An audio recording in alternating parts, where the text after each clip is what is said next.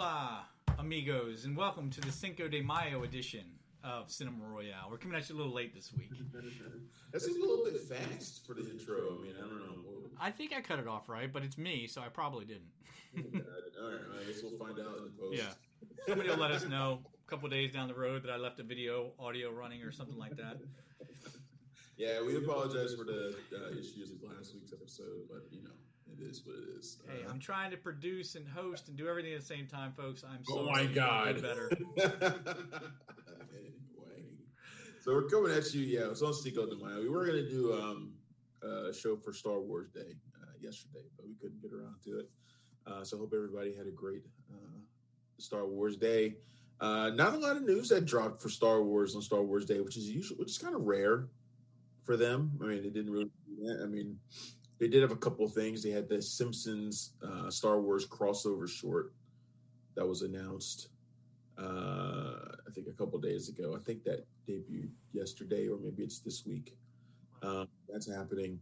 And then yesterday was also the first episode of The Bad Batch that premiered, Star Wars The Bad Batch, which premiered on Disney+. Which we were not really looking forward to, if I remember correctly. I certainly wasn't. I've said before that those characters didn't feel like Star Wars characters to me. Right. I had no interest in their stories coming out of the Clone Wars final season. But I was pleasantly surprised by this first episode. I really was. I still have long-term concerns that they won't hold my interest for like an entire season. But anything that you embed within like Order 66, I'm going to take an interest in, because Order 66 I think is an incredible pivotal moment in Star Wars. Yeah. But I also like the way they're kind of exploring how this crazy paradigm shift affects clones, because the clones, and these are clones who aren't prone to the programming of the other regular clone troopers.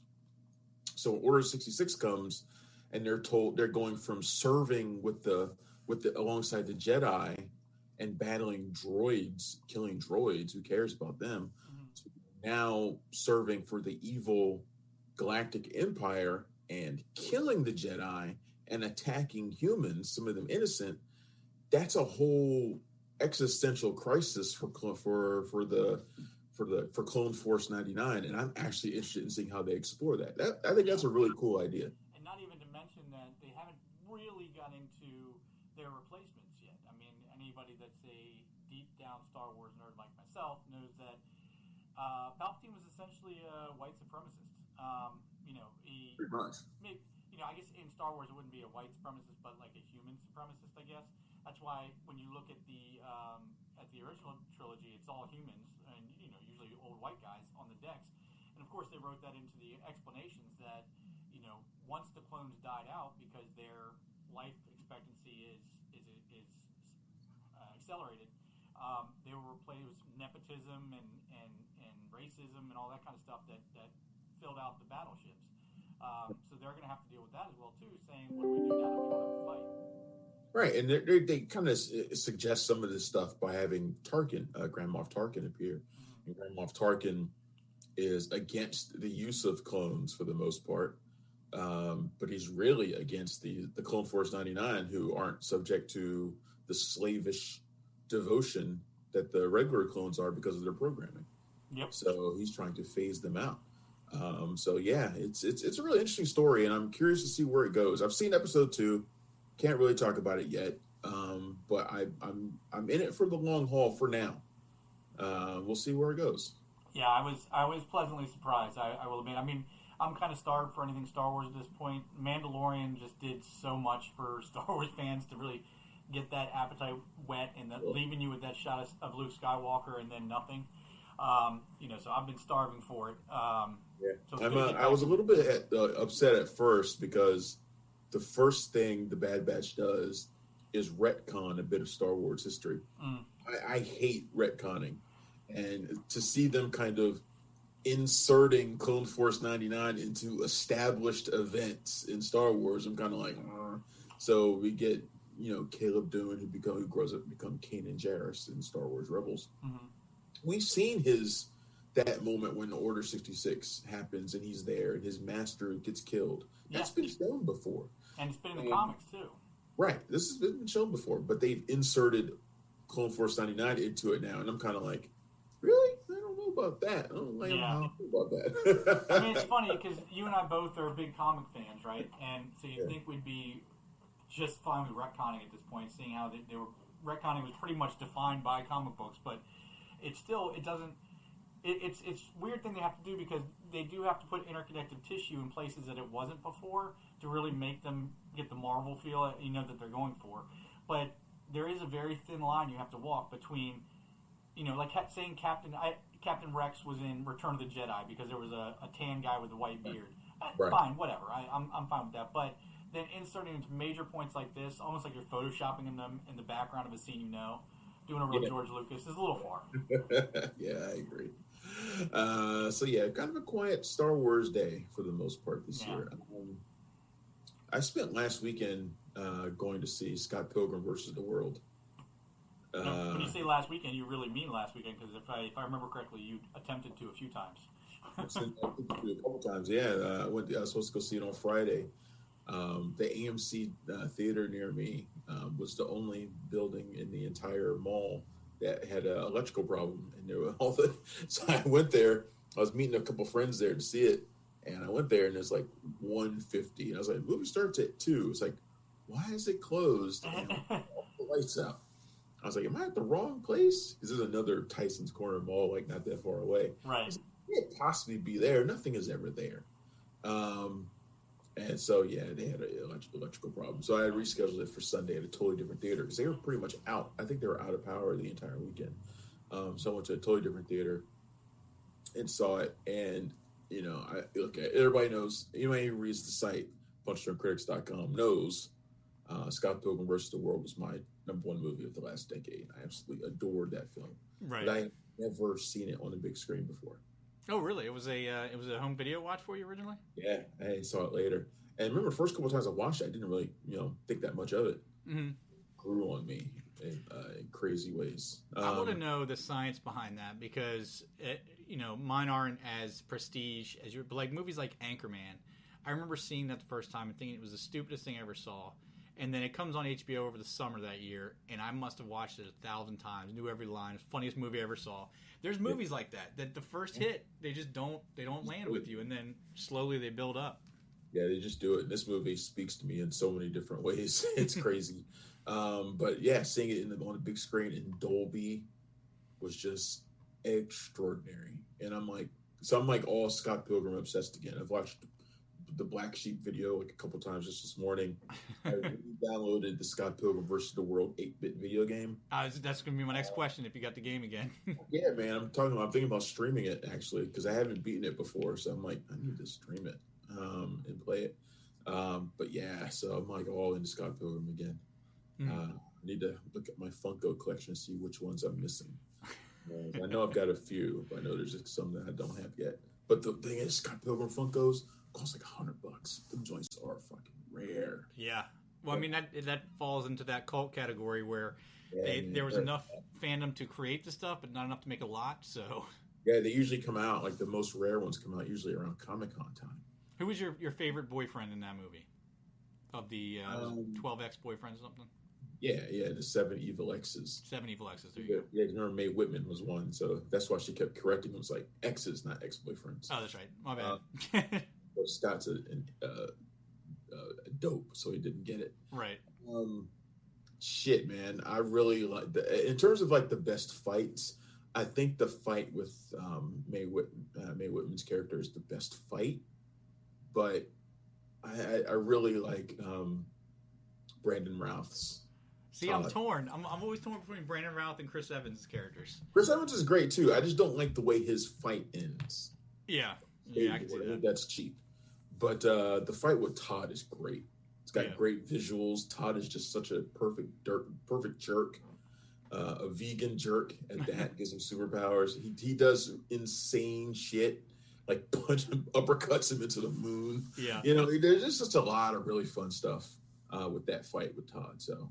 And that's a place that Brandon Routh needs to try and work in more. And I'm trying to think what I recently saw him in. Was it?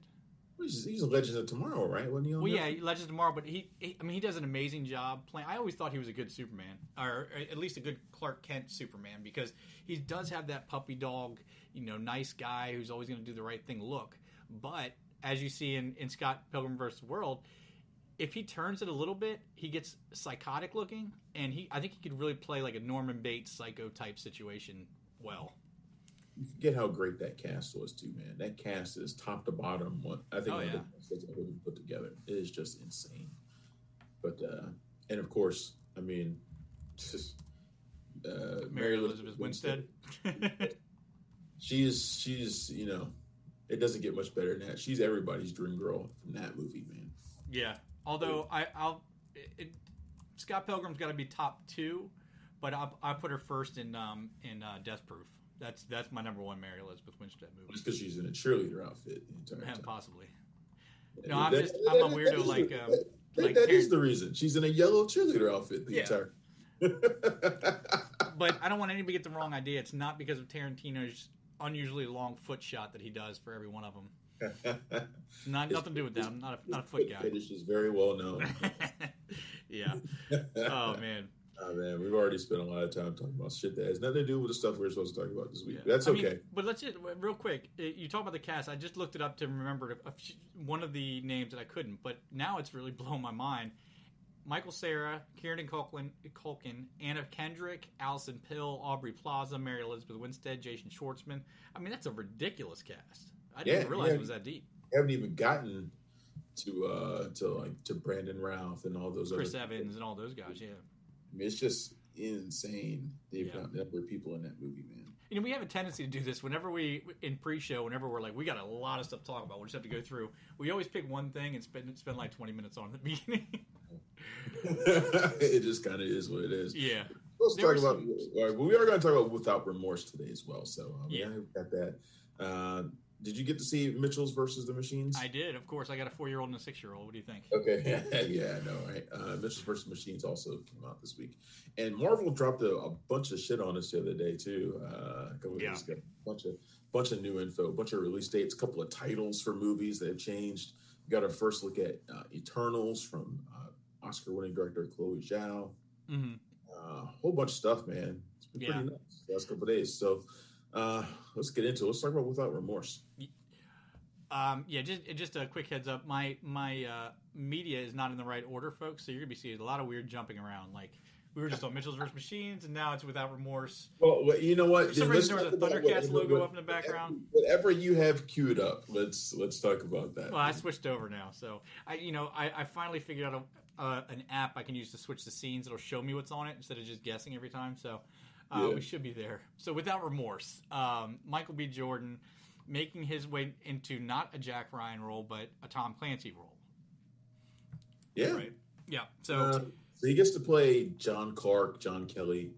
One of the most, probably the most popular Tom Clancy character outside of Jack Ryan. Mm-hmm. Right?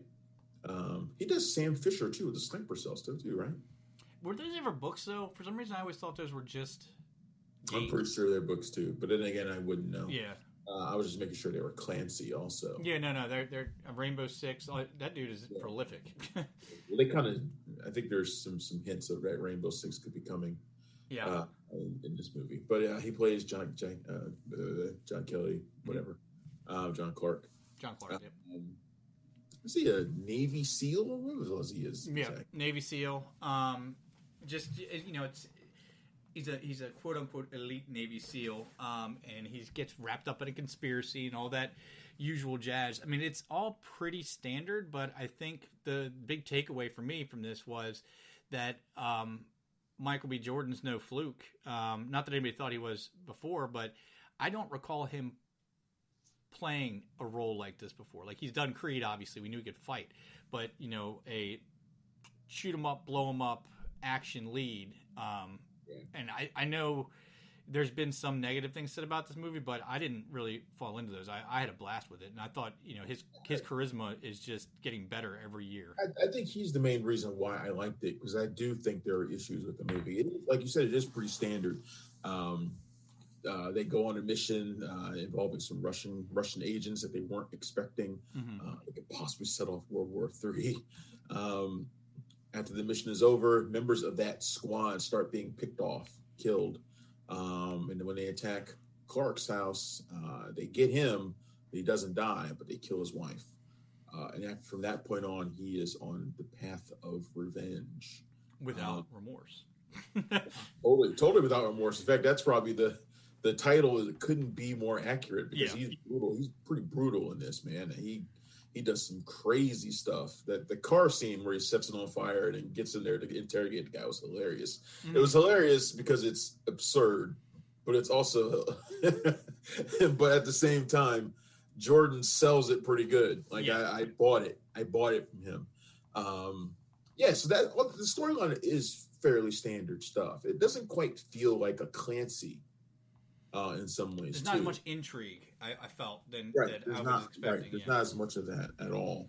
But at the same time, you got to remember that this is a prequel, so it should be setting something up, and I don't think it would feel the same as something as like the Jack Ryan TV show or something like that. You know what's funny about it though, and really the only thing I rubbed up against because there's a book called The Terminal List. Chris Pratt has already signed on to star in the movie by a guy named Jack Carr. He does this whole I forget the guy's name, the main character's name, but Terminal List is basically the same thing except for the group of soldiers are in Afghanistan.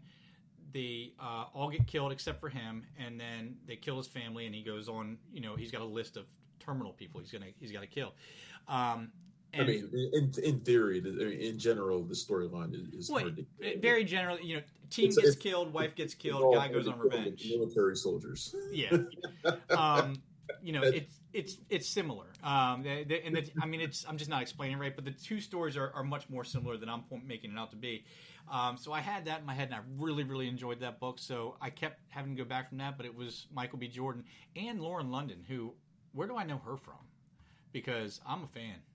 Lauren London, she's been in a bunch of stuff, and I want to say it's like one of the Think Like a Man type movies or something like that. I just pulled her up. I Love You, Beth Cooper, but I don't remember her from that. You know who I thought she was at first? You remember 22 Paul Jump Patton. Street? The girl who plays Ice Cube's daughter? Patton, but no, not Paula Patton. She does look kind of like Paula Patton. I don't know. But so Without Remorse, I think I give it a go. I definitely think it's the best action movie out right now. Okay. It wasn't the Think Like a Man movie she was in. It was The Perfect Match, which is one. Baggage Claim, you'd get to see her and Paul Patton in the same place, which is Where's my Netflix queue? That's not so bad. Yeah, that's not so bad, right? That's not so bad. I'm good with that. That's a pretty good package deal there. Where has she been the last few years? But no, my biggest issue with the film is, the plot is pretty generic. But also, I don't think Stefano Sollima is the right director for it. He did Sicario too, but I had the same issue with that as I do with this, in that his action scenes just don't pop off the screen the way I think they should. It felt like there's this one scene where he's and it comes right at the end of the movie where he's basically going through the building and he's trying to get away or whatever. Yeah. And it felt like that shouldn't be like the finale action scene. It should be like a lead up action scene. Yeah. That's not big enough. And none of his action scenes really feel big. Like, I would have wanted to see somebody huge on this movie. I would have wanted to see like Peter Berg on this movie or something. I don't want to see someone who does action like they go all out, because this movie should have had that. This fell somewhere in between, like a Peter Berg and a Gareth Edwards or Gareth Evans. I never get those two. We always say Gareth Evans for something like that. I'm not so sure he'd be good for this because it's not. No, you wouldn't. I'm saying those are like the two. Like Evans is up close, personal, awesome action scenes. There are better Berg is big directors than Stefano Sollima, and because the best action scene is the one where he is in the prison cell. Yeah, I agree with that. Gordon is insanely badass in that scene. Mm-hmm. But in terms of like explosions and shootouts and stuff like that doesn't. I don't know. It never really does the trick for me. Yeah. So that's my biggest complaint with it. But otherwise, yeah, it's definitely worth checking out. Kind of feels like an old school movie to me. It's very mid '90s feel to it. Yeah, like that type of action, Con Air type stuff. Similar to how the upcoming film Wrath of Man kind of felt for me, which we can't really talk about yet. And you sure you don't want to talk about it? Been all day dealing with that movie, so no. But yeah, this is worth checking out. You know what had a lot of explosions that I was surprised about? Mitchell's vs. Machines. I talked about this a little bit on the last show. Yeah. Where I hyped it up a lot, and you were unconvinced, or at least surprised. I was surprised. I mean, because you're with animated films like this, it takes a lot for you to get on board like that, and you were talking about this like it was big time Pixar. Right, it's really great. Yeah. So people know my thoughts on it. What are your thoughts on Mitchell vs. Machines, which is about a family that goes on a road trip to take the daughter, who's an aspiring filmmaker, to college against her wishes, by the way. She doesn't want to be driven there. She wants to fly off. But as they're on this road trip, all the machines in the world rebel and take all of humanity hostage. And they're the only family that gets away. and not by skill or cohesion either. Not by skill, just because they're all weird. Yeah. I mean, this was the great thing about this movie, and you were right. I mean, it had the heart of Pixar, which a lot of people don't get. I mean, you can't get. There's a reason everybody goes to Pixar. It's because they know how to meld the visuals with the story with the heart, and that's what this had. And it even had another layer of almost like realism. It's a weird thing to say about a movie about a robot overlords taking over, but the family felt very real, like in all their flaws and all their strange oddities from each other, and how they wanted to get along but couldn't get along, and then it even gave you a look at, there's part that's actually playing in the trailer above where there's another family that's featured in the movie that is like voiced by John Legend and what's his name, Chris Teigen. Yeah, and they're like the perfect family, and they really do something to capture like looking at other families and realizing that you think everybody's better than you. Like, man, they got so much better together than me, and this and that, and my family, but not like, look at my family, it sucks, but like we have these problems, these other people don't have these problems, and that's the kind of stuff I didn't expect to be wrapped up in there. And they managed to do it really well, and it really brought a lot of heart and a lot of feeling to it. On top of that, it was gorgeous. I mean, the whole movie's it's colorful, it's sharp. Everything was done very well. There were even little Sony movies just look different than the Disney Pixar kind of movies, like and the DreamWorks things. Like they just not just visually, like the visual palette is just different too. The way they do animation, but yeah. And they threw little side things in there too. Much more energy than the Disney Pixar stuff does, and I love those movies. Don't get me wrong, but Sony is just like, I don't know. They're on to something right now where they're painting outside the box for almost everything, and this is one of those movies that does it. It doesn't feel like any other animated movie I've seen in a while, except for Into the Spider-Verse, which is another Sony movie, which felt a lot like Claudia with a Chance of Meatballs, which didn't feel like any other animated movie out there. Their stuff's always just left of center, right? There's always just a little bit of weirdness to it, and if I didn't know better, I think that Lord and Miller did produce it, didn't they? It's Lord and Miller. They're the common thread amongst all those movies. Yeah, I would say the Lego Movie had that feel too, and now it's also Lord and Miller. So it's them more than anything else. Yeah, but I mean, it's the little things like, in Spider-Verse, when you first watch it, the way they made it feel like a comic book by drawing the spider lines on there, and little things that don't go in the scene but are almost drawn on top. That happens a few times in here, and it's that separates it. And they usually do a really good job of using her film school background, her filmmaking background, to change the aesthetic of the film. Like there are scenes where something's going on and it'll change completely into like a film shoot, and you'll like see her like exaggerating aspects of real life. You know what I mean? Through like she's taking it, like she's shooting it as a movie, and the way they do that is really clever. Mm-hmm. So yeah, this movie, I think this movie's fantastic. I hope everybody sees it. When I wrote my review, I was like, I think this movie would have been incredible on the big screen, but it also would have made a lot of money on the big screen too. Like this would have been a giant hit. Yeah. It definitely would have been a pickup hit, and it probably would have lasted at this point until the summer, and then made even more, because it's going to be a word of mouth movie. This would have been a huge movie in theaters, which is kind of depressing in a way too. I'm sure Sony's like, damn it, man, money off this joint. Yeah, all we had to do was wait 3 more months. I'm sure Netflix paid them, a pretty good amount for it, but still. Yeah.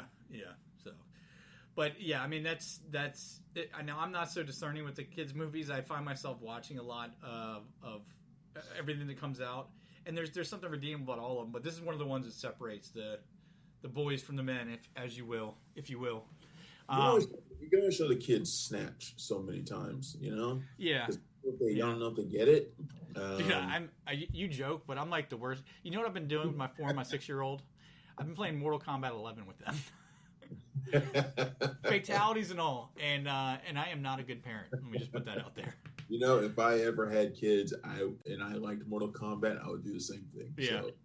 And we played that, and the first game my son ever saw was Lord of the Rings: Shadow of Mordor, and he's like, "Let's play the orc game," and I'd be decapitating orcs and stuff.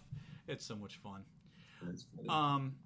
You're a bad parent. So the other thing that came out that surprised me, and now that I've got the media up properly, didn't expect the Marvel Phase 4 announcement to make me cry, but it did.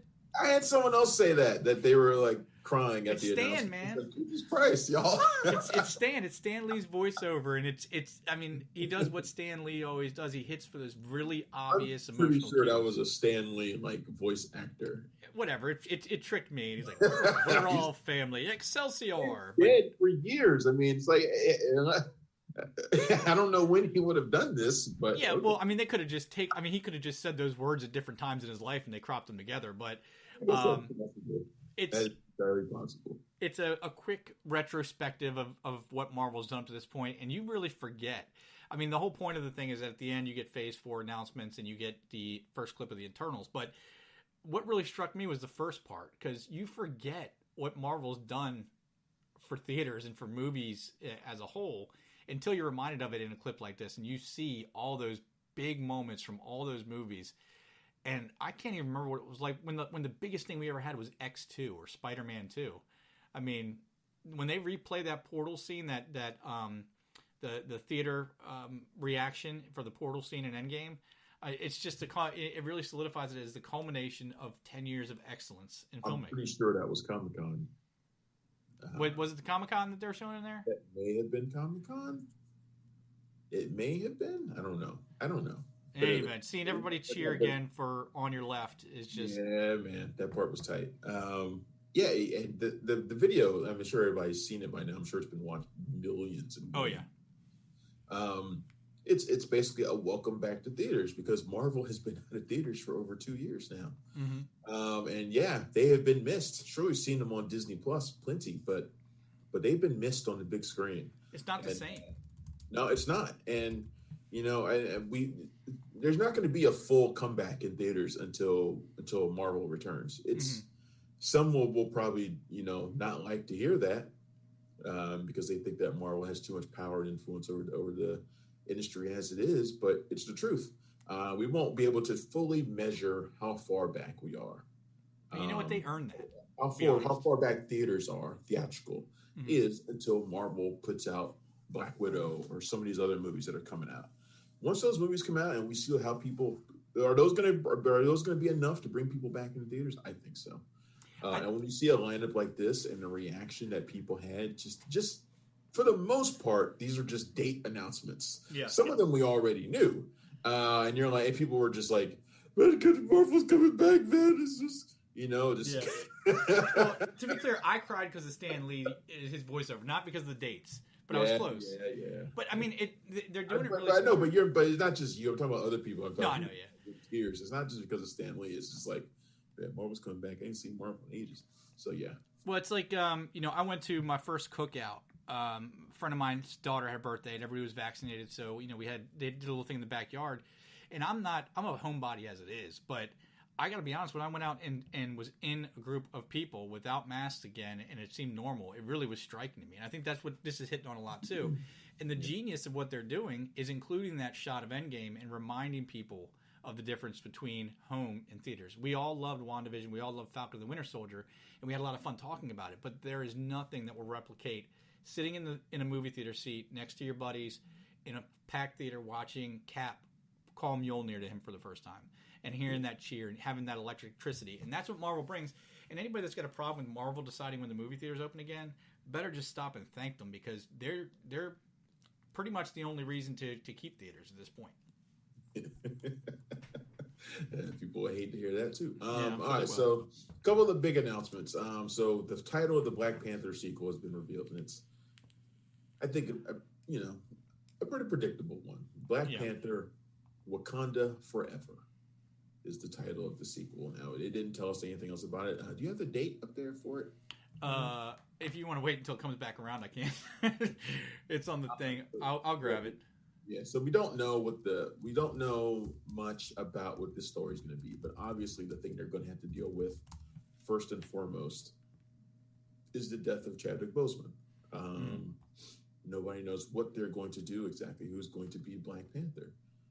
The title suggests something, though. It does suggest that Black Panther will continue. Wakanda goes on forever, even without him. July 8th, 2022.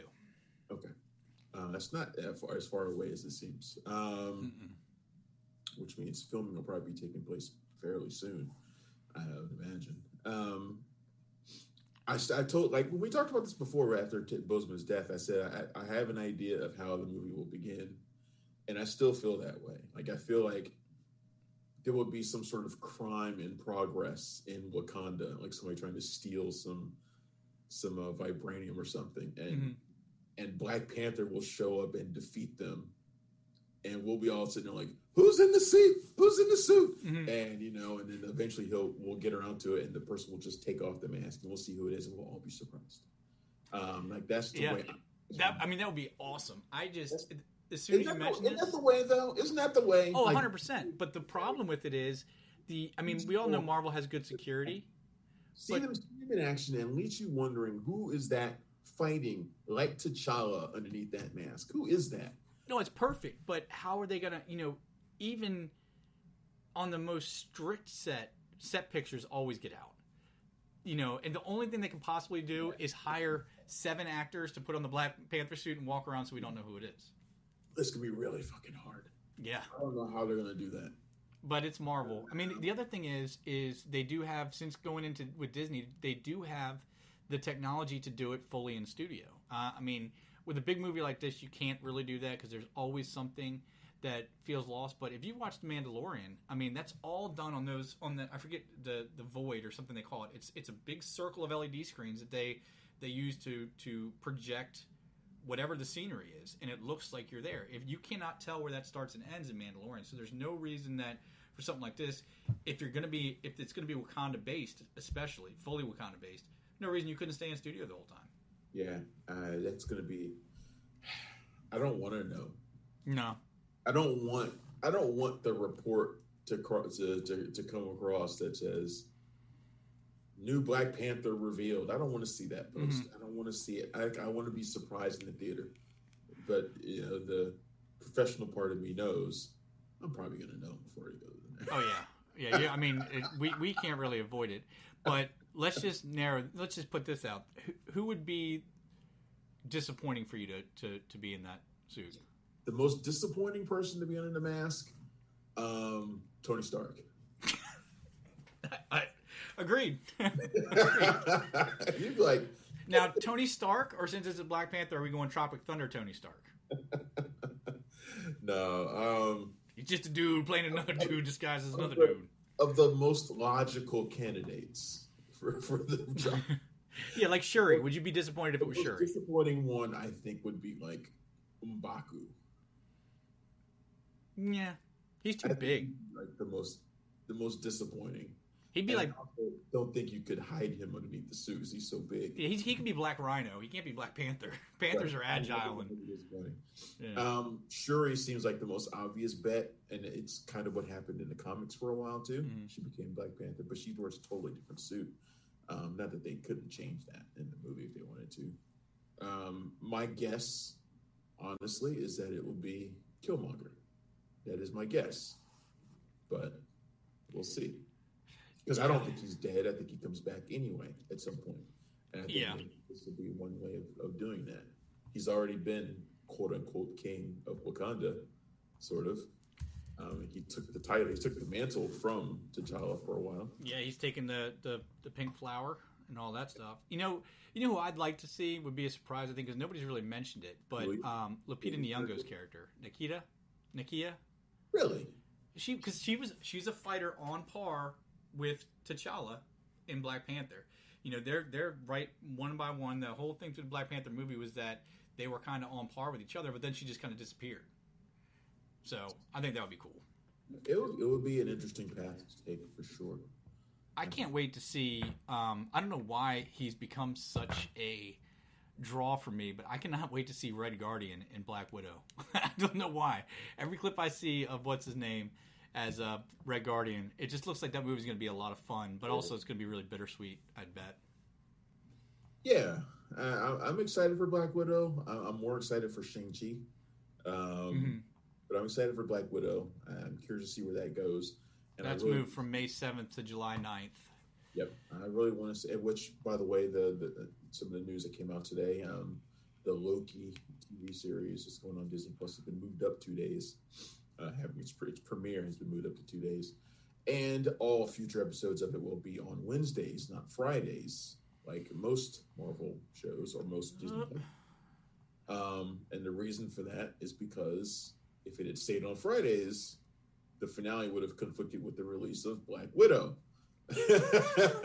So I could never work at Marvel. I would have so many things interacting because I just like, oh shit, I forgot about that. I don't know how to do it. They must have like just a big whiteboard with like stuff connected to one another. Like, I mean, it's the only way you could, right? I mean, there's no way to do it otherwise. I don't pay enough attention to details, man. We miss everything. Yeah, that is not my strong suit.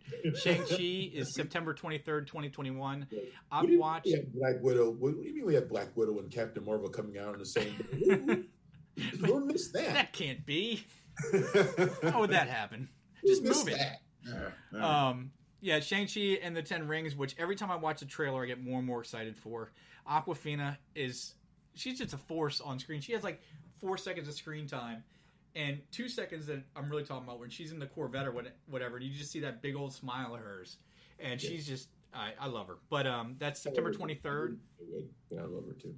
Yep. The big reveal was some Eternals footage, which it does prove that Salma Hayek is actually in real life an Eternal because she is still just as gorgeous as she was in Desperado 30 years ago.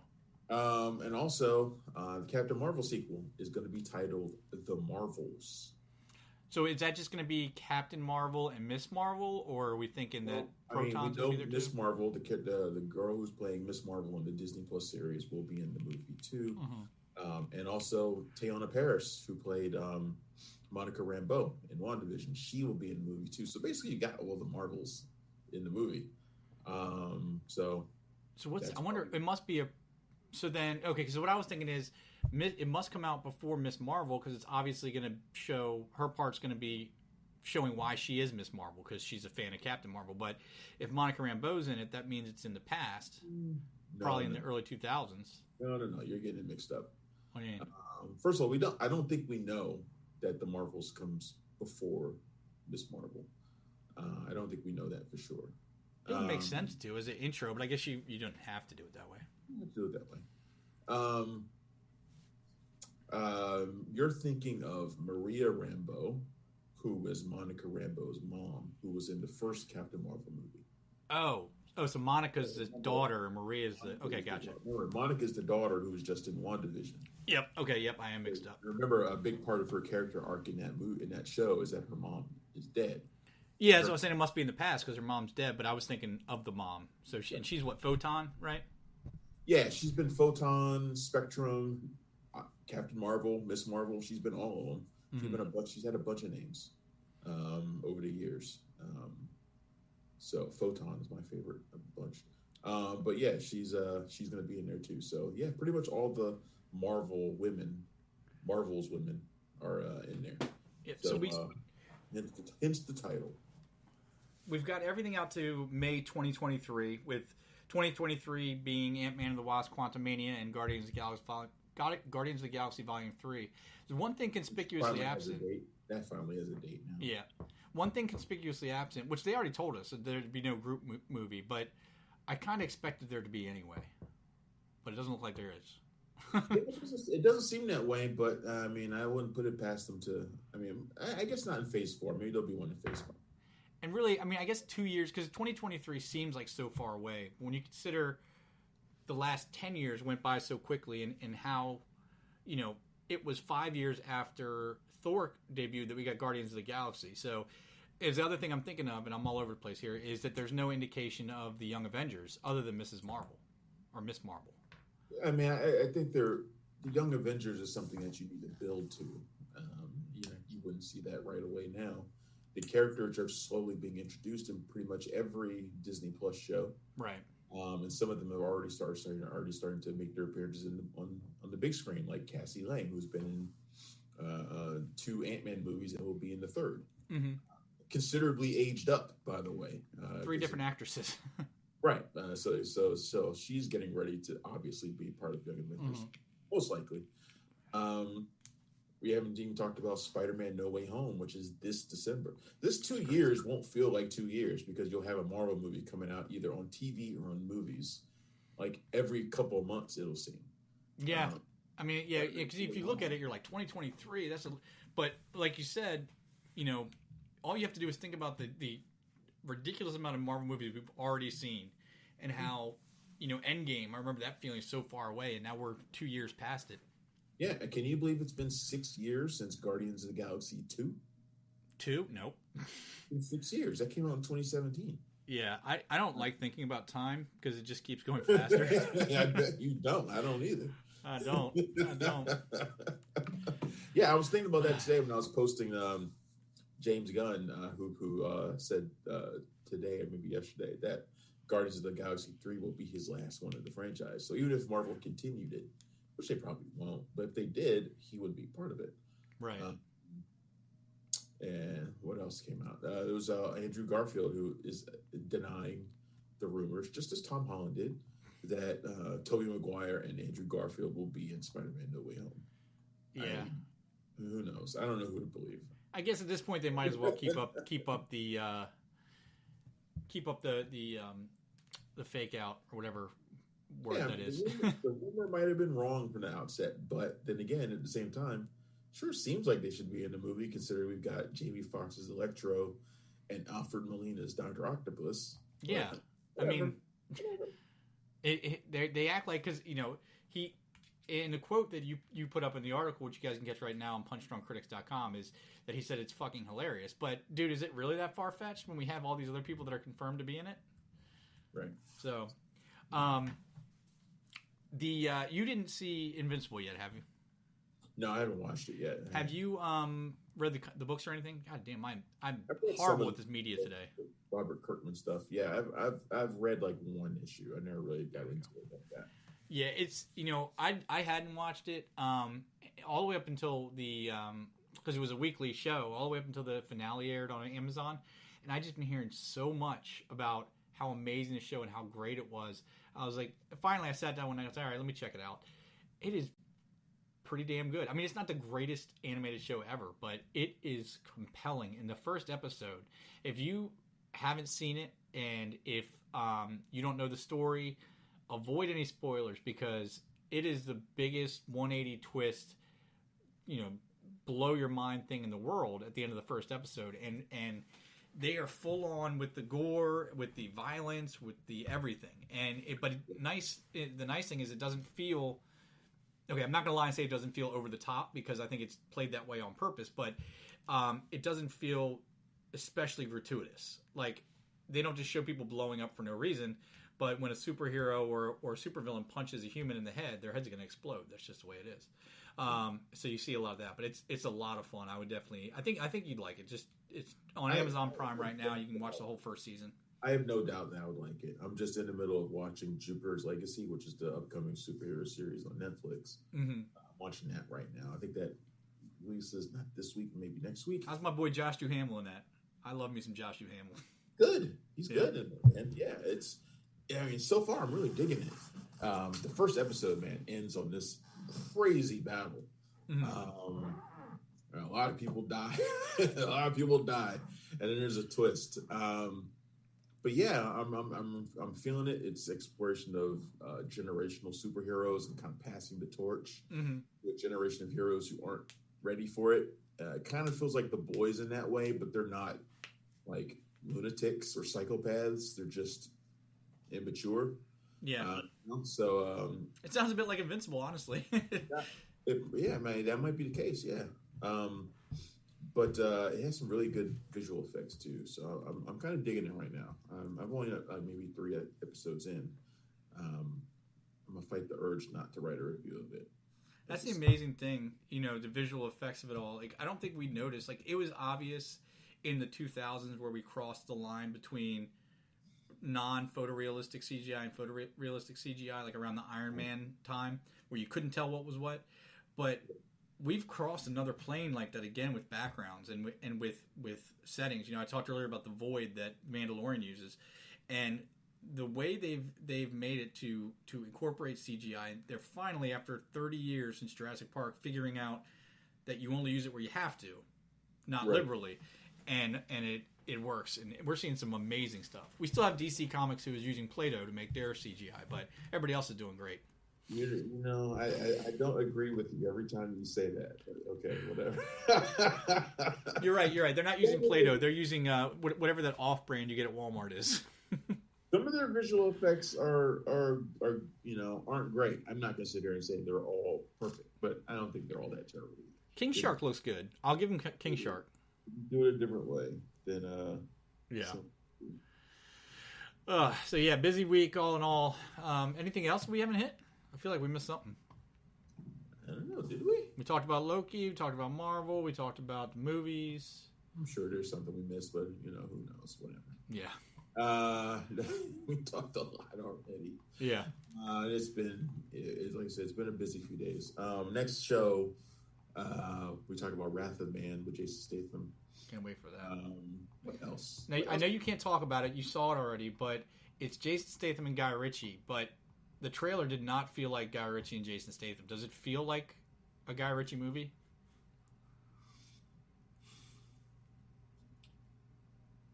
No. I would say no. It's good to have them two working together again because I think Guy Ritchie does some of the best Jason Statham. I think Statham does some of his best stuff with Ritchie. Yep. But no, this isn't like over the top Ritchie.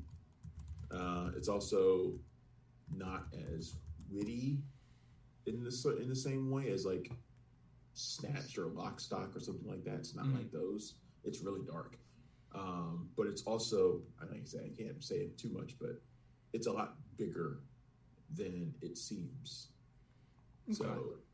So yeah, I was really into it. I'm in line for it anyway. I just was curious. I don't know how the other people in the theater that were with me felt about it. They might not have been as into it as I was, but I was pretty into it. So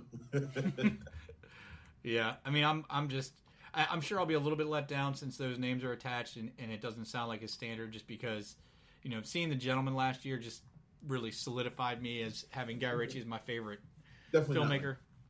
Definitely not like that. Yeah. Oh, well. I'm sure it'll still be fun. So with Wrath of Man, what else is coming out next week? That's what I was trying to figure out. I can't think what else is coming out this week. I don't know if anything big is coming out this week. We've got a slow couple weeks, honestly, I think, until...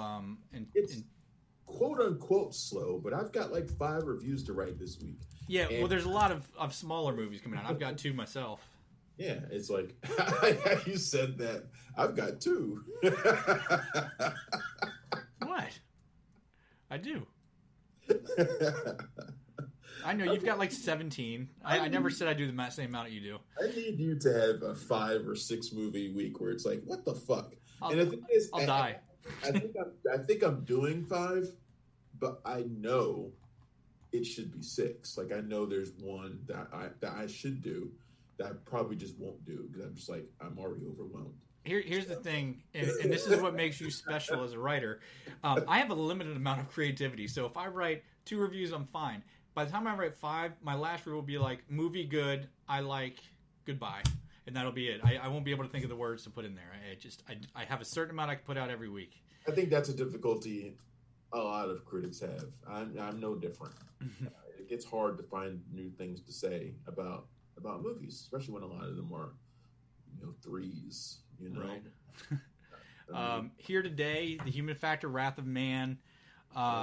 Here Today, I have to review that today as well. The next big release we have, the real next big release is Spiral, which is the Saw sequel that Chris Rock's doing. That's May 14th. So Army of the Dead is later this month too. What is? Oh, Army of the Dead, yeah. Wasn't that originally for July or August? I don't know, but it's I think it's at the end of this month. May 21st, yeah, third week of May, and then Memorial Day weekend, Cruella and A Quiet Place Part 2. So I still don't know why. I mean, I'm sure they have the reasons. I don't know why Black Widow didn't hit on May 28th. I mean, to come back into theaters on Memorial Day weekend. But then again, since not everybody's vaccinated, probably wouldn't be too smart to do. But yeah. Well, they seem to be keeping their movies away from shows. Right. So they've had 2 shows in fairly rapid succession, and I think they wanted to keep distance between the movie and the TV shows. Far be it from me to question what they're doing. They, like we mentioned earlier, they have their details in a row. So, about this thing that we do, and they're obviously successful at it. So. Yeah, no question. The site, guys, every day you can check us out for the reviews coming this weekend and every weekend, and then every day for all the news and trailers and all that stuff. www.punchdrunkcritics.com. On Twitter, the site is @PDC Travis is @PunchyCritic, and I am @PunchDrunkJohn. On Twitch, Travis is @cinematic_enforcer. Check him out and subscribe. Overwatch yet? Did you go Overwatch yet so we can play? No, I'm only allowed to buy 1 video game a month, and the month's not up yet. I'll buy it soon. But you heard the top of the show, folks. Travis may be streaming the Scott Pilgrim vs. the World 8-bit game. Scott Pilgrim, yes. Go ahead and subscribe to his Twitch account @cinematic_enforcer to check that out. If you're interested in writing, if you like movies, if you have any tips for us, info, or just a comment, feel free to shoot us an email at info@punchdrunkcritics.com. Till next time, folks, I'm John. I'm Travis. And we are out of here. Thanks for checking out the show. If you like what we're laying down, please subscribe to our channel and click the bell to receive notifications for all of our latest stuff. Thanks for checking out the show.